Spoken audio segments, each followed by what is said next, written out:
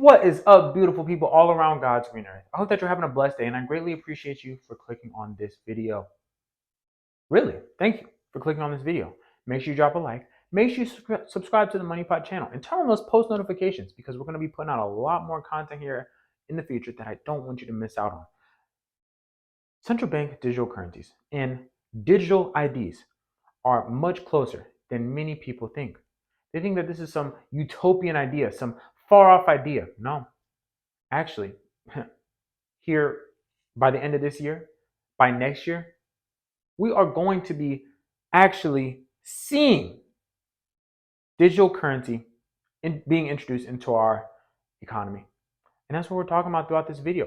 Evidence of this digital ID as well as a central bank digital currency being introduced into our economy. We got a lot to talk about in this video, so let's jump right into it. Now, I've referenced this website once before in one of my past videos, which I greatly encourage you to go check out just so you get an understanding of central bank digital currencies.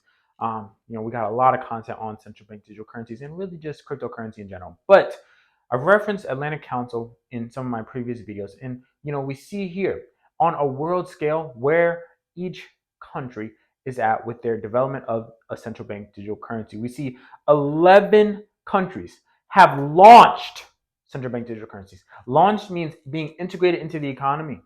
All right. Then next up, we see 21 countries have piloted a central bank digital currency. This is, China, India, Australia. These countries are introducing this central bank digital currency to their populations and, getting them used to these CBDCs.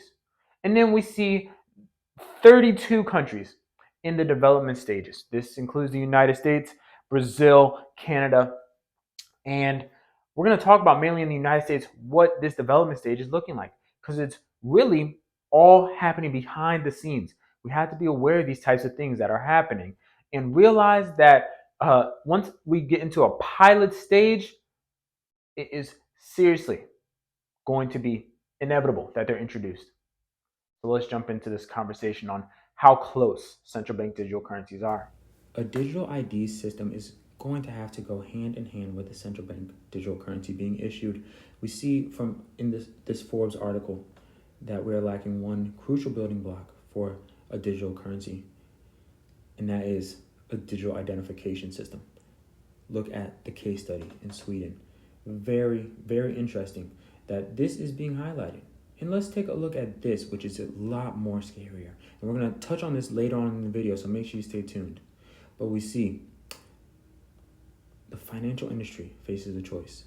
Will customers ultimately log in to their bank with a social media ID, or will they use their bank to gain access to the internet? The time for cross-border, cross-sector collaboration is here.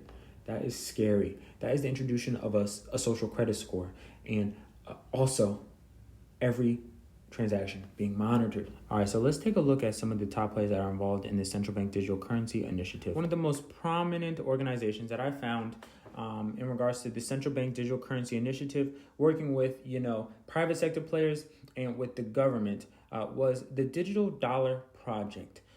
Where we see that they're devoted to catalyzing research and exploration of the potential benefits and challenges of a United States central bank digital currency. So let's get into some of their case studies and what they found so far. So the most recent study was completed in August of 2023, where the Digital Dollar Project launched a retail central bank digital currency pilot with Western Union, which was focused on cross-border payments. You see, keyword here, retail central bank digital currency pilot. With Western Union, we know Western Union moves money across the globe. And in quarter two of 2023, they had over $1 billion in revenue. So they're moving quite a lot of money. But we see that this pilot study provides insights into the possible benefits and considerations of utilizing a potential CBDC to enable cross-border payments using a distributed ledger technology. Now, I just want to highlight distributed ledger technology and its difference between blockchain, because blockchain technology is designed to be public and permissionless, while distributed ledger technology is intended for private uses and can be permissioned or permissionless. This is very important to note, all right? So they're already starting to understand how they can move money across borders for retail payments, which is huge. In piloting these central bank digital currencies, because it's all about inclusion. It's all about faster payments. It's all about ease of access to this global payment network. Yada, yada, yada. But really what I care about is the privacy concerns that are going to come about. So let's look at a study that was completed in February by the Digital Dollar Project, which was about privacy discussions with the top universities. We see the DDP had a series of privacy-focused roundtables with UC Berkeley's Center for Responsible and Decentralized Intelligence, MIT's Connection Science and Engineering, and the Georgetown University Law Center's Institute of International Economic Law.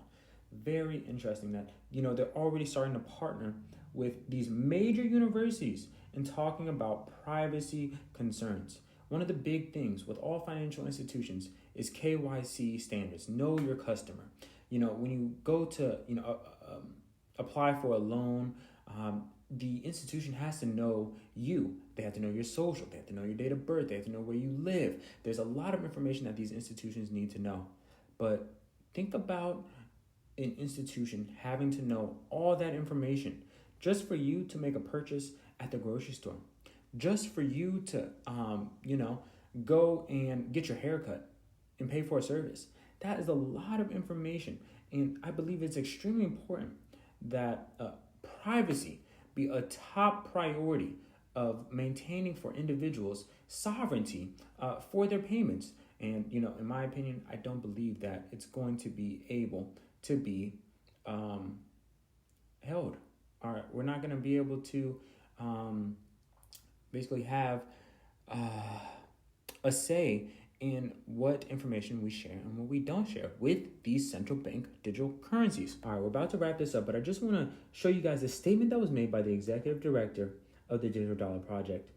They say, to fully explore the potential of a United States central bank digital currency, it is imperative that we approach the conversation with an open mind and a willingness to consider new and innovative solutions. This includes reevaluating current financial surveillance frameworks. Very interesting. A willingness to consider new and innovative solutions. Who are these solutions geared towards? Are they geared towards the consumer, or are they geared towards the lender and, the elites? So very interesting statement here, and it just, it's very telling as to where what the future could look like with these central bank digital currencies, and having to reevaluate financial surveillance frameworks, which I believe are already enough with the KYC standards, but we will see with these central bank digital currencies. Last comment on this digital dollar project, we see a statement from the co-founder of the foundation. He says, we are launching the Digital Dollar Project to catalyze a digital tokenized United States currency that would coexist with other Federal Reserve liabilities and serve as a settlement medium to meet the demands of the new digital world in a cheaper, faster, and more inclusive global financial system. Just very interesting. Wanted to highlight this because with a digital currency being a liability of the Federal Reserve, which is not a part of the United States government at all, it is further giving way to programmability for currencies and for traceability for currencies. And what this means is the loss of purchasing power and truly freedom. So we understand where the private sector is coming from with their initiatives with the retail central bank digital currency being piloted with Western Union, and then them working with the top universities and understanding how to go about privacy, which we probably likely won't have. But in bringing it all together with the central bank digital currency and the digital ID being established, let's go to one of the most popular social media apps, which can give us some insights into where we see the future going for privacy, for central bank digital currencies and digital currencies altogether. I've mentioned Mr. Musk in previous videos, and if you have not gone and check out this video, go check it out and get an understanding of what this X app is going to be. But we see Twitter X becoming this everything app with collecting biometric and employment data. This is hot off the presses from the BBC, y'all. They, in their new privacy agreement, X is planning to include the use of biometric data, whether it's facial recognition, to be able to access people's accounts, and also sharing employment data with your employer or with potential future employers. Nothing is safe anymore, y'all, and we are seeing the beginning of the end. So we talked about a lot in this video. We talked about this national digital ID that has to be created for central bank digital currencies. We talked about what's happening in the private sector with these studies on how to implement central bank digital currencies, and looked at some actual case studies that have already happened. We are starting to get an understanding of how close we are to central bank digital currencies being piloted in our economy. And if you're feeling uncertain about the future, if you're looking to learn more about how to integrate digital currency into your personal finance, make sure you reach out to us. Because we are more than happy to help you create a plan and a strategy to get to where you want to go. But I hope that you're able to find this video informational and beneficial to your perspective on these times that we're living in as we're moving towards a new financial system. Like, dislike, share, subscribe, do what you do, but we appreciate you. And until next video, make sure that you stay blessed, stay healthy, stay prayed up. Peace.